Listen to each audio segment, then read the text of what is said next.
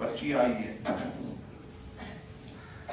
Gas की कमी की वजह से घर में गैस कंप्रेसर का इस्तेमाल शरन कैसा। हाँ, ये बताया जाता है कि कुछ मशीनें ऐसी लगाई जाती हैं घरों के अंदर कि जो गैस के पावर को खींचती है। असल में मसला ये है, मुफ्तियान कराम ने बाकायदा इस पर फतवा दे दिया इस दौर के अंदर। फरमाया कि ये जो गैस मशीनें लोग अपने घरों में लगाते हैं तो इससे जो है पड़ोसी के हक तलफी होती है, क्योंकि आप जानते हैं कि गैस वगैरह ये सब लोगों को अपने अपने हिसाब से उनके घरों में मुयस्सर होता। और यहाँ मैं कोई सियासी बात नहीं करता, अल्लाह ताला रहम करे हमारे हुक्मरानों पर।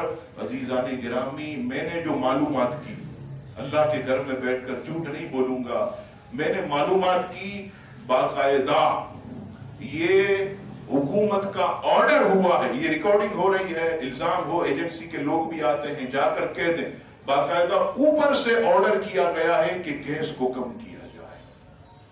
जिनको शरीरों को आप वोट देते, आज देखिए वो लोग कितना इस उम्मत को तकलीफ दे, नुकसान पहुंचा है। कोई कमी नहीं गैस की इस मुल्क के अंदर, ना इस शहर के अंदर, ना किसी सूबे के अंदर। ये सब शरारत है हुकूमत की। लेकिन अफसोस कि कौम ऐसी बेहिस हो गई कि कोई निकलता ही नहीं, कोई आगे ही नहीं बढ़ता, कोई बोलने वाला नहीं। बेचारे लोग मुझसे आकर कहते हैं 3-3, 4-4 हजार का गैस इस्तेमाल कर, 5-5 हजार रुपए गैस पर खर्च। बताइए ये कितना जुल्म और ज्यादती। और फिर दूसरी चीज, ये गैस मशीन अगर मैंने अपने घर में लगाई तो मेरे आसपास जितने 3, 4, 5 घर हैं उन सब की गैस मैंने खींच ली, तो मैंने उनकी हक तलफी की।